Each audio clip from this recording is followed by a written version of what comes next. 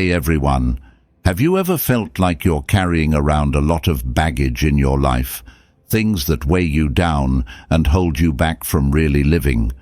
Maybe you can't quite put your finger on it, but it's just a feeling of being stuck. Well, guess what? You're not alone. I remember a time when I was holding on to a dream that was no longer serving me. It was a dream I had clung to for years, but deep down, I knew it was time to let go. It was scary, like stepping off a cliff into the unknown. But when I finally did let go, it was like a weight had been lifted. I felt free to explore new possibilities, to embrace new dreams that were more aligned with who I was becoming. That experience taught me a powerful lesson. Sometimes we need to let go of things, even things we once cherished, to create space for something new and beautiful to emerge. In this video, we're going to explore 10 things you can quietly remove from your life to lighten your load and step into a more authentic, joyful you. No need for grand pronouncements or dramatic exits, just a silent shedding of what no longer serves you. Think of it as a gentle decluttering of your life, making space for more peace, more joy, and more you. Ready to embark on this journey of letting go? Let's begin. 1. Fear of others' opinions. Okay, let's talk about something we've all dealt with at some point. The fear of what other people think. It's that pesky voice in the back of your head that whispers, "What will they think?" Every time you want to do something that feels a little daring, a little different, a little you. It's like you're constantly living under a microscope, worried about the judgments of an invisible audience. But here's the thing, most people are so caught up in their own lives, they barely have time to notice yours. This fear, my friend, is a cage you've built around yourself. It keeps you playing small, conforming to expectations that might not even resonate with your soul. It's like wearing a costume every day, hoping it will get you the likes and approval you think you need. But underneath that costume, the real you is yearning to break free. Think about it. How many times have you held back from expressing your true self, from pursuing your passions, because you were afraid of what others might say or think? How many dreams have been left to gather dust on the shelf of what-ifs because you were too worried about fitting in? It's a trap, a sneaky little thief that robs you of joy and authenticity. Now, let's get a little philosophical for a moment. The Stoics, those wise folks from ancient Greece and Rome, knew a thing or two about living a good life. They believed that we can't control what other people think or do, but we can control how we react to it. Epictetus, one of the big names in Stoicism, said, "It's not things that upset us, but our judgments about things." So, if someone judges you for your choices, that's their problem, not yours. But how do you actually put this into practice? How do you break free from this fear of judgment and start living a life that feels truly yours? Well, it starts with small, deliberate acts of courage. It's about saying no when you want to, even if it disappoints someone. It's about wearing what makes you feel good, not what you think you should wear. It's about expressing your opinions and ideas, even if they go against the grain. Each time you choose to be yourself, regardless of the potential for judgment, you chip away at the bars of that self-made cage. You create space for your true self to breathe, to grow, to shine. It's like shedding an old skin that no longer fits, revealing the vibrant, authentic you underneath. Now, I know what you might be thinking. But what if people don't like the real me? Well, here's the secret. Not everyone has to like you. In fact, trying to please everyone is a recipe for exhaustion and disappointment. The truth is, the more authentic you are, the more you'll attract people who resonate with your true self. You'll build genuine connections based on mutual respect and understanding, not on pretending to be someone you're not. Think of it this way: your life is a canvas, and you're the artist. You have the power to paint it with the colors of your soul, to create a masterpiece that reflects your unique essence. Don't let the fear of judgment hold you back from expressing your creativity, from sharing your gifts with the world. So, my friend, take a deep breath, silence that inner critic, and step into the world with confidence. Embrace your quirks, your passions, your individuality. The world is waiting for your unique contribution, and it's time to show up as your most authentic self. As the great philosopher Ralph Waldo Emerson once said, "To be yourself in a world that is constantly trying to make you something else is the greatest accomplishment." 2. Toxic relationships. We've all got 'em. Those people in our lives who, well, let's just say they take a lot more than they give. They might be friends, family members, colleagues, or even romantic partners. But whatever their role, their presence in your life leaves you feeling drained, exhausted, and maybe even a little bit icky. Think about it. Do you have someone in your life who constantly criticizes you, puts you down, or makes you feel bad about yourself? Maybe they're always the victim, sucking you into their drama and leaving you feeling emotionally drained. Or perhaps they're incredibly demanding, always expecting you to cater to their needs while disregarding yours. These are all classic signs of a toxic relationship.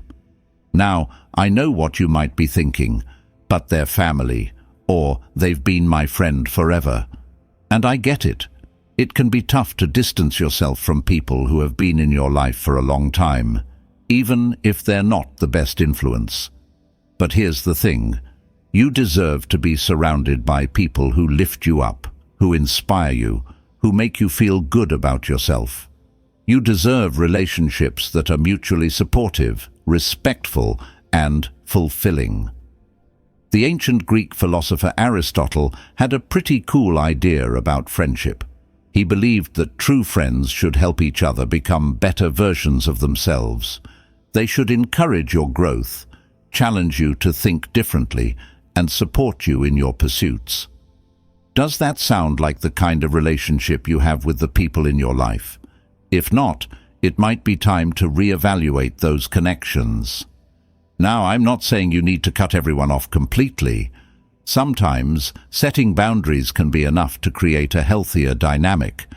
But in some cases, distancing yourself might be the best thing you can do for your own well-being. Think of it this way.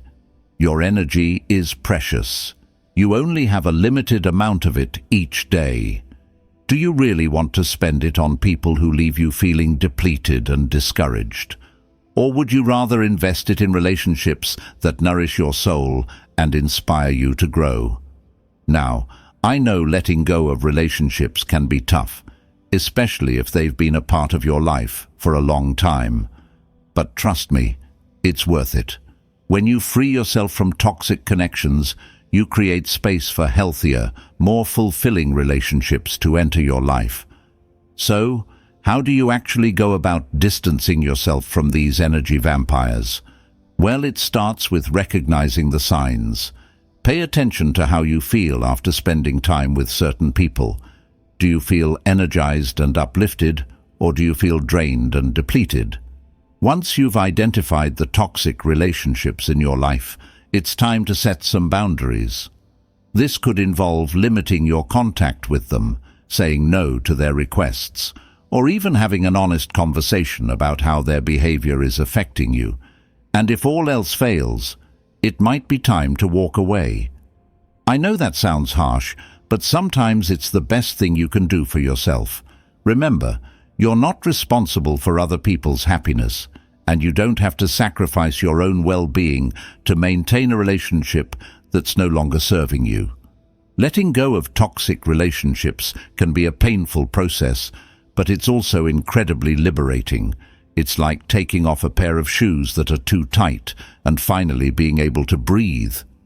You'll be amazed at how much lighter and freer you feel when you're no longer carrying the weight of those unhealthy connections.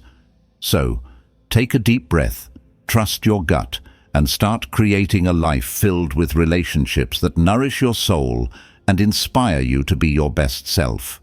You deserve it. 3. Self-destructive habits. All right, let's talk about those sneaky little habits that creep into our lives and wreak havoc without us even realizing it. You know the ones I'm talking about, those seemingly harmless routines that over time chip away at our well-being, leaving us feeling drained, unfulfilled, or even downright miserable. We all have them, those little vices that we indulge in a little too often. Maybe it's mindlessly scrolling through social media for hours on end, binge-watching shows when you should be sleeping, or reaching for that extra slice of cake even though you're already full. Whatever your vice may be, these self-destructive habits can be like quicksand, slowly pulling you down into a cycle of negativity and self-sabotage. Now, I'm not here to preach or judge. We all have our weaknesses, and it's okay to indulge every now and then. But the key is to be mindful of these habits and to make sure they're not taking over your life. Think of it like this. You're the captain of your own ship, and these habits are like little leaks that can slowly sink your vessel if you're not careful. So, how do you identify these self-destructive habits? Well, it starts with paying attention to how you feel. Do you feel energized and fulfilled after engaging in a particular activity, or do you feel drained and depleted? Does it bring you closer to your goals, or does it pull you further away? For example, let's say you have a habit of staying up late watching TV. Sure, it might be relaxing in the moment, but how do you feel the next day? Are you tired, sluggish, and unable to focus? If so, that's a pretty good sign that this habit isn't serving you. Now let's get a little philosophical for a moment. The ancient Greek philosopher Socrates believed that the unexamined life is not worth living. He encouraged people to question their beliefs, their habits, and their motivations. So, take a moment to reflect on your own life. What are some of the habits that might be holding you back? Maybe you're constantly comparing yourself to others on social media, leaving you feeling inadequate and insecure. Or perhaps you're a chronic procrastinator, putting off important tasks until the last minute and then scrambling to catch up. These habits might seem harmless on the surface, but they can have a significant impact on your mental health, your productivity, and your overall well-being. So, how do you break free from these self-destructive patterns? Well, it starts with awareness. Once you've identified the habits that are no longer serving you, it's time to start making some changes. And don't worry, you don't have to overhaul your entire life overnight. Small, incremental changes can make a big difference over time. For example, if you're trying to cut back on social media, start by setting limits on how much time you spend on it each day. You can also try replacing that time with something more productive or fulfilling, like reading a book, going for a walk, or spending time with loved ones. Another helpful strategy is to find an accountability partner. This could be a friend, family member, or therapist who can support you in your journey to break these habits. Having someone to check in with can help you stay motivated and on track. Remember, breaking bad habits is not easy. It takes time, effort, and a whole lot of self-compassion. But it's definitely possible, and the rewards are well worth it. When you free yourself from self-destructive patterns, you open up space for new, healthier habits to emerge. You create a life that is more aligned with your values, your goals, and your authentic self. So, take a deep breath, be kind to yourself, and start taking those small steps towards a better, healthier you. As the great philosopher Lao Tzu once said, "The journey of 1,000 miles begins with a single step." Fourth, the need to control everything. Ever feel like you're a juggler, desperately trying to keep a dozen balls in the air at once? Work, relationships, finances, health, that never-ending to-do list. It's like you're constantly trying to micromanage every aspect of your life, convinced that if you just try hard enough, you can keep everything perfectly balanced and under control. But here's the thing, life is messy, it's unpredictable, it throws curveballs when you least expect them. And the harder you try to control every little detail, the more frustrated and exhausted you'll become. It's like trying to hold back the tide. You might be able to do it for a while, but eventually the waves will come crashing down. Now, I'm not saying you should just give up and let chaos reign. There's definitely a balance to be found between taking responsibility for your life and surrendering to the things you can't control. But the truth is, the more you try to grip the reins of life, the more likely you are to feel stressed, anxious, and overwhelmed. The Stoics, those wise philosophers we keep coming back to, had a lot to say about control. Epictetus, for example, believed that the key to happiness is focusing on what you can control, your thoughts, your actions, your responses, and letting go of everything else. He famously said, "Happiness and freedom begin with a clear understanding of one principle. Some things are within our control, and some things are not." Think about it this way. You can't control the weather, the traffic, or what other people think or do. But you can control how you react to those things. You can choose to get angry and frustrated when things don't go your way, or you can choose to take a deep breath and adapt to the situation. Now, I know letting go of control can be scary. It's like stepping off a cliff and trusting that you'll land safely. But the truth is, when you surrender to the flow of life, you open yourself up to new possibilities, new adventures, and new experiences that you might have missed if you were too busy trying to control everything. Think of it like this. You're on a road trip and you have a detailed itinerary planned out, but then you stumble upon a hidden gem, a charming little town, a breathtaking vista, a quirky roadside attraction. If you're too focused on sticking to your plan, you might miss out on these unexpected delights. So, how do you actually practice letting go of control? Well, it starts with awareness. Pay attention to the situations where you feel the need to micromanage or control the outcome. Are you constantly checking your phone for updates? Are you obsessing over every detail of a project? Are you trying to force your opinions or beliefs on others? Once you've identified these tendencies, it's time to start challenging them. Ask yourself, what's the worst that could happen if I let go of control in this situation? Often, the answer is not as bad as you might think. For example, let's say you're planning a party. You've spent weeks agonizing over every detail, the food, the decorations, the guest list. But then, on the day of the party, it starts to rain. If you're clinging to your vision of a perfect outdoor gathering, you might feel stressed and disappointed.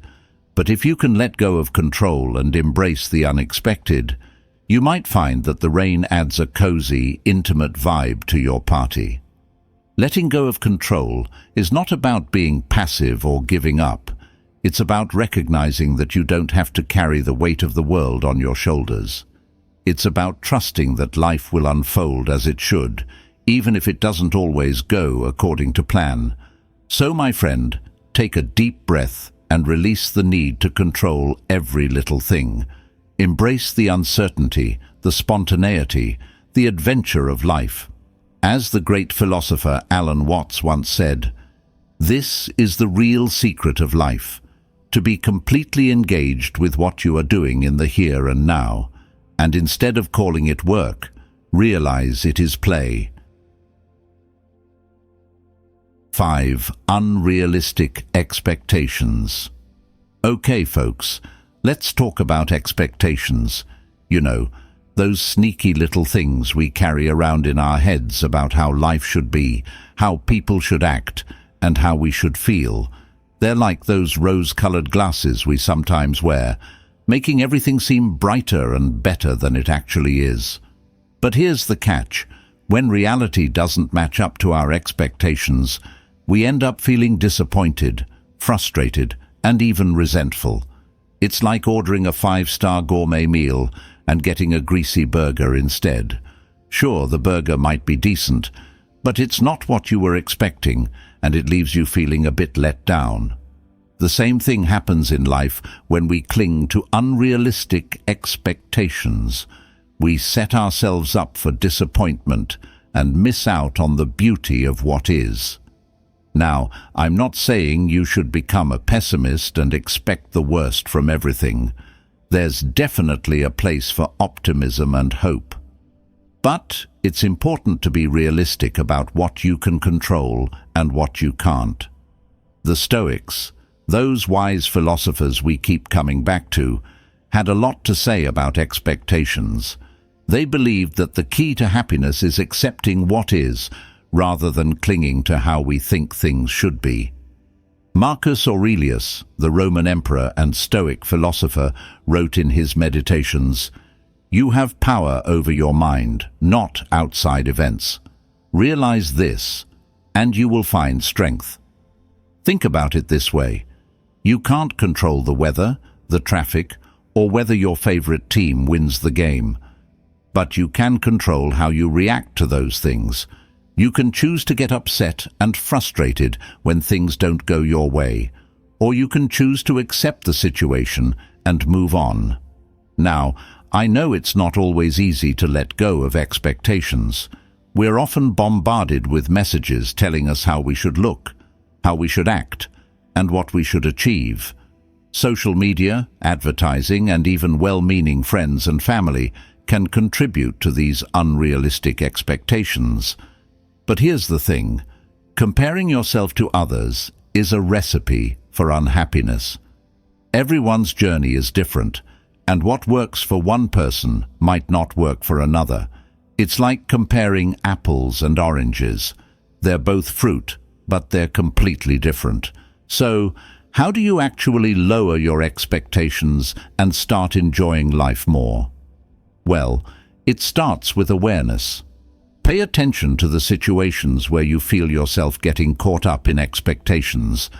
Are you constantly comparing yourself to others? Are you setting unrealistic goals for yourself?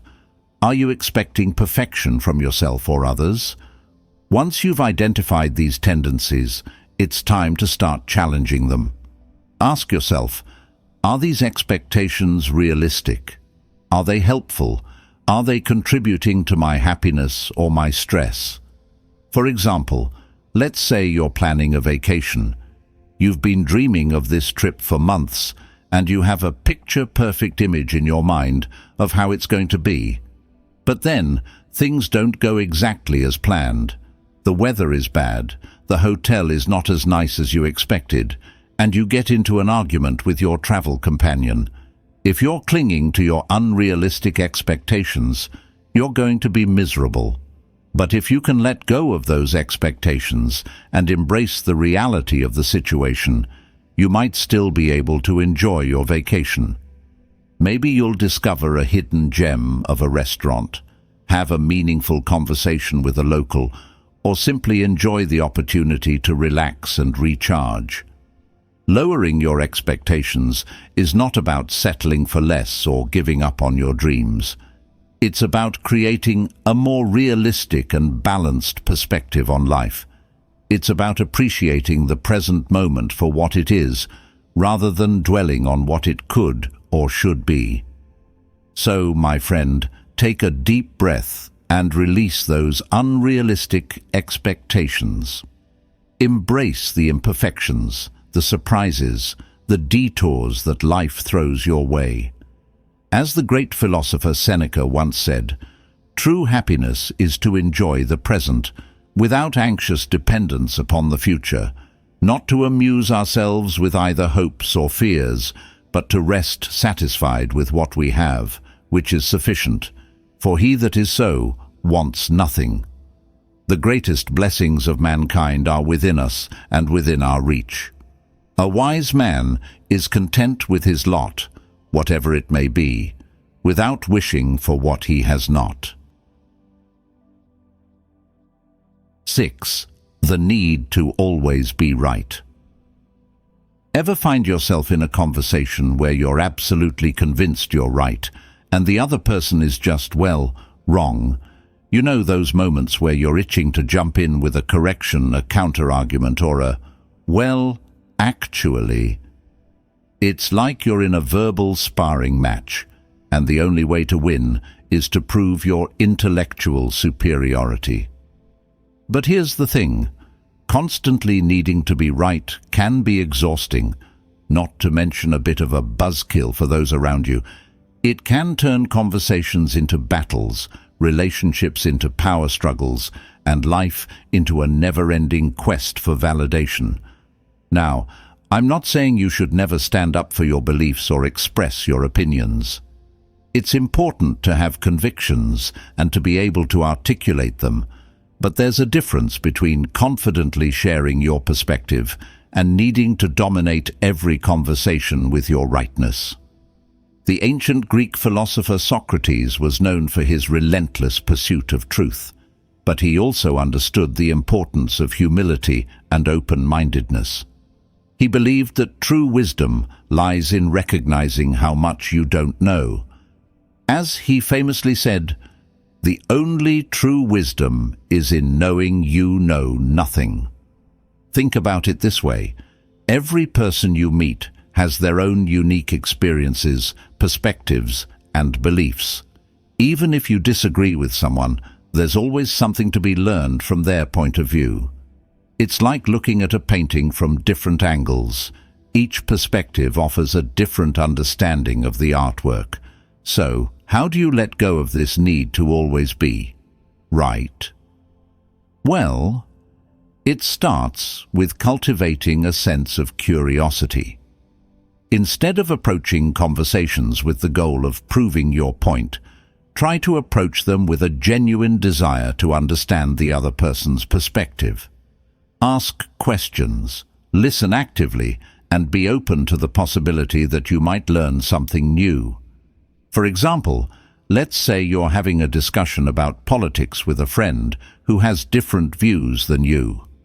Instead of immediately jumping in with a counter-argument, try asking them questions like, "What led you to that belief?" Or, "Can you help me understand your perspective?"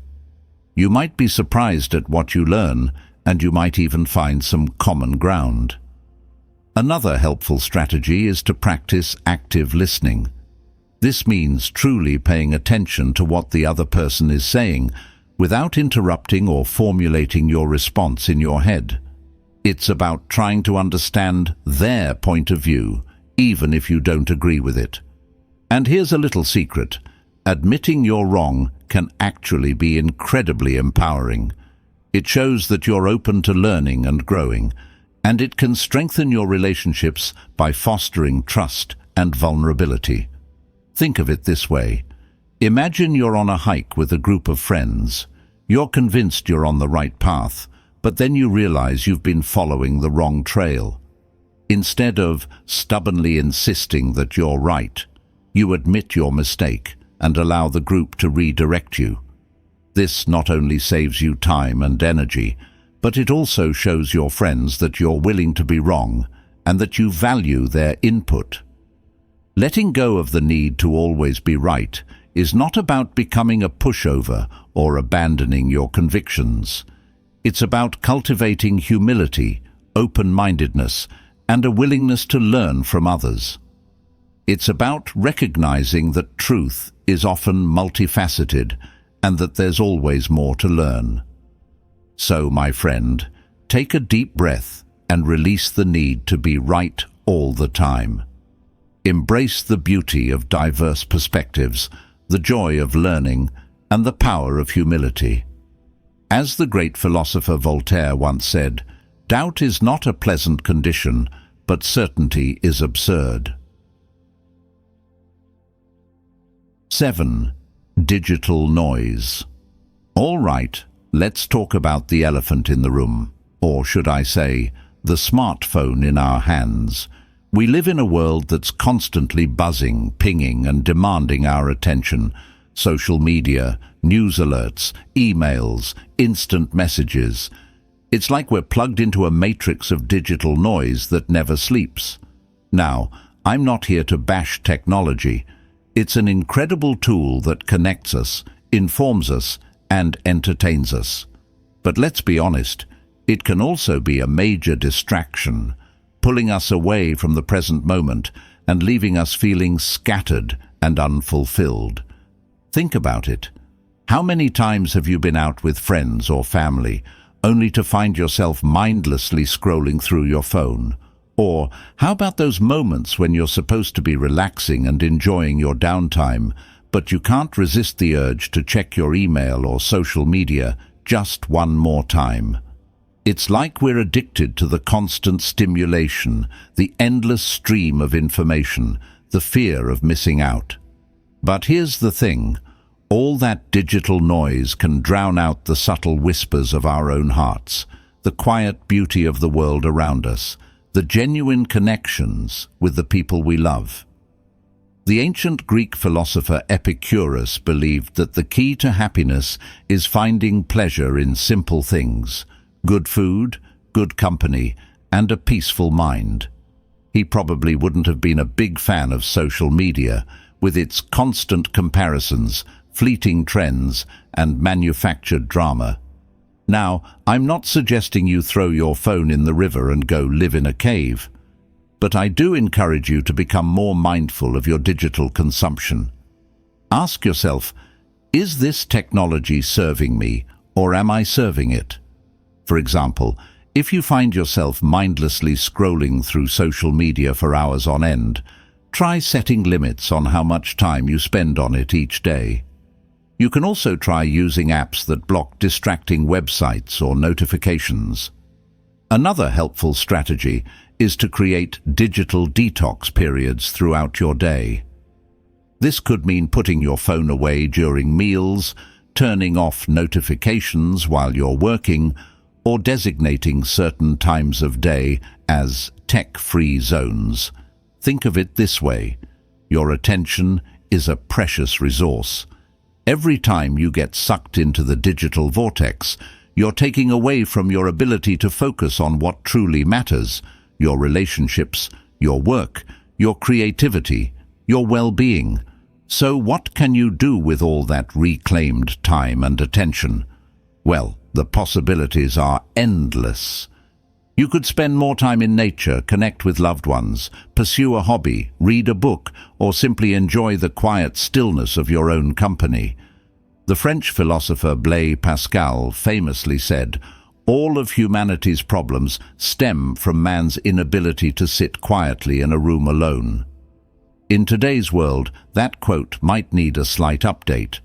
All of humanity's problems stem from man's inability to sit quietly in a room alone without checking his phone. So, my friend, take a deep breath and unplug from the digital noise. Reconnect with the world around you, with the people you love, and with your own inner voice. As the great philosopher Henry David Thoreau once said, "I went to the woods because I wished to live deliberately, to front only the essential facts of life, and see if I could not learn what it had to teach, and not, when I came to die, discover that I had not lived." 8. Negative thoughts. Okay, folks, let's get real for a minute. We all have that inner critic, that voice in our heads that loves to whisper doubts, fears, and insecurities. It's the voice that says, "You're not good enough, you're going to fail," or "What's the point of even trying?" It's like having a negative Nancy living rent-free in your mind, constantly bringing you down and holding you back. Now, I'm not saying you should pretend to be happy all the time or ignore your problems. It's important to acknowledge your emotions and deal with challenges head-on. But constantly dwelling on negative thoughts can be like quicksand, pulling you deeper and deeper into a pit of despair. The ancient Greek philosopher Epictetus had a brilliant insight about this. He said, "Men are disturbed not by things, but by the views which they take of them." In other words, it's not the events themselves that cause us suffering, but our interpretations of those events. Think about it this way. Imagine you're stuck in traffic. You could choose to get angry and frustrated, cursing the other drivers and feeling your blood pressure rise. Or you could choose to accept the situation, put on some music, and use the time to relax or catch up on a podcast. The situation is the same, but your reaction to it makes all the difference. Now, I know it's not always easy to control your thoughts. Our minds are wired to focus on negativity, to scan for threats and dangers. It's a survival mechanism that helped our ancestors avoid predators and stay alive. But in today's world, this negativity bias can often do more harm than good. So, how do you break free from the grip of negative thinking? Well, it starts with awareness. Pay attention to your thoughts throughout the day. Are they mostly positive or negative? Are they focused on the past, the present, or the future? Once you've become more aware of your thought patterns, you can start to challenge them. When a negative thought pops up, ask yourself, is this thought true? Is it helpful? Is it serving me in any way? For example, let's say you're about to give a presentation at work. Your inner critic might start whispering, "You're going to mess this up," or "Everyone's going to think you're an idiot." But instead of letting those thoughts take over, challenge them. Ask yourself, have I prepared for this presentation? Do I know my material? Have I done my best? Another helpful strategy is to practice gratitude. Focusing on the good things in your life can help shift your perspective and cultivate a more positive mindset. You can start a gratitude journal, write thank you notes, or simply take a few moments each day to appreciate the people and things you have in your life. Think of it this way. Your mind is like a garden. If you constantly plant seeds of negativity, you're going to end up with a garden full of weeds. But if you cultivate positive thoughts, you'll create a beautiful and flourishing landscape. Now, I know this is easier said than done. Breaking free from negative thinking takes time, effort, and a whole lot of self-compassion. But it's definitely possible. And the rewards are well worth it. When you learn to control your thoughts, you gain control of your emotions, your actions, and ultimately, your life. So, my friend, take a deep breath and start cultivating a more positive mindset. Challenge those negative thoughts, practice gratitude, and focus on the good. As the great philosopher Viktor Frankl once said, "Everything can be taken from a man but one thing, the last of the human freedoms, to choose one's attitude in any given set of circumstances, to choose one's own way." 9. Physical and mental clutter. All right, folks. Let's talk about clutter. Not just the physical kind, the piles of papers on your desk, the overflowing closet, the junk drawer that's bursting at the seams, but also the mental clutter that clogs our minds and weighs us down. Think about it. How often do you feel overwhelmed, stressed, and unable to focus? Chances are, your environment plays a bigger role than you might think. When we're surrounded by physical clutter, it can create a sense of chaos and disarray that seeps into our minds, making it difficult to think clearly and feel at peace. Now, I'm not suggesting you become a minimalist and live in a stark white box with nothing but a mattress and a single plant. But I do encourage you to take a look around your space and ask yourself, does this spark joy? Thanks, Marie Kondo. If the answer is no, it might be time to do some decluttering. Start small. Choose one area, your desk, a closet, a drawer, and start sorting through it. Get rid of anything that's broken, unused, or simply doesn't bring you joy. You can donate it, sell it, or simply toss it in the trash. But physical clutter is only half the battle. We also need to address the mental clutter that accumulates in our minds, the worries, the to-do lists, the unfinished projects, the negative thoughts that swirl around like a tornado. The ancient Greek philosopher Socrates believed that the unexamined life is not worth living. He encouraged people to question their beliefs, their habits, and their motivations. So, take some time to examine your own mental clutter. What are the thoughts and worries that are taking up space in your mind? Are they serving you in any way? For example, maybe you're constantly replaying a conversation in your head, agonizing over what you should have said or done differently. Or perhaps you're worrying about a future event that you have no control over. These thoughts can be like mental cobwebs, trapping you in a cycle of negativity and anxiety. So, how do you declutter your mind? Well, there are a few different strategies you can try. One is mindfulness meditation. This involves focusing on the present moment without judgment and observing your thoughts and feelings as they arise. Another helpful technique is journaling. Writing down your thoughts and worries can help you get them out of your head and gain a new perspective on them. You can also try talking to a trusted friend, family member, or therapist. Think of it this way: your mind is like a computer. If you have too many programs running at once, it's going to slow down and eventually crash. Decluttering your mind is like closing unnecessary programs and freeing up space for the things that truly matter. Now, I know this is easier said than done. Decluttering, both physically and mentally, takes time, effort, and a willingness to let go. But it's definitely worth it. When you create a space that is clean, organized, and free of clutter, you create a space for peace, clarity, and creativity to flourish.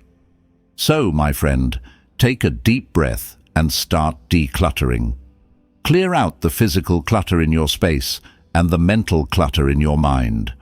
As the great philosopher Lao Tzu once said, "Nature does not hurry, yet everything is accomplished." 10. Unnecessary comparisons.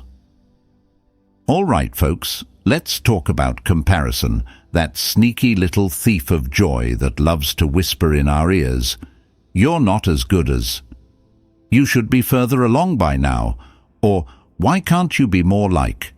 It's like we're constantly measuring ourselves against others, using their achievements, possessions, and lifestyles as a yardstick for our own worth. But here's the thing: comparison is a losing game. There will always be someone who is smarter, richer, more successful, or seemingly happier than you. And when we focus on those comparisons, we end up feeling inadequate, envious, and discouraged.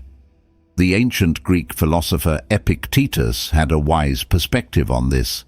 He said, "Wealth consists not in having great possessions, but in having few wants." In other words, true contentment comes from appreciating what we have, rather than constantly yearning for what we lack. Think about it this way. Imagine you're at a party, and everyone seems to be having a blast. You start comparing yourself to others, thinking, "I'm not as outgoing as her," or "I don't have as many friends as him." But what you don't see is that everyone at that party has their own insecurities, their own struggles, their own battles they're fighting. Now, I'm not saying you should never admire or learn from others. It's great to be inspired by people who are doing amazing things. But there's a difference between healthy admiration and destructive comparison. So, how do you break free from the comparison trap? Well, it starts with awareness. Pay attention to the situations where you find yourself comparing yourself to others. Is it when you're scrolling through social media? Is it when you're talking to a friend about their accomplishments? Is it when you're feeling insecure or vulnerable? Once you've identified these triggers, it's time to start challenging them. Ask yourself, is this comparison helpful? Is it motivating me to improve, or is it just making me feel bad about myself? For example, let's say you see a friend posting pictures of their amazing vacation on social media. You might start feeling envious, thinking, I wish I could afford to travel like that. But instead of getting caught up in comparison, try reframing your thoughts. You could think, that's awesome that they're having such a great time.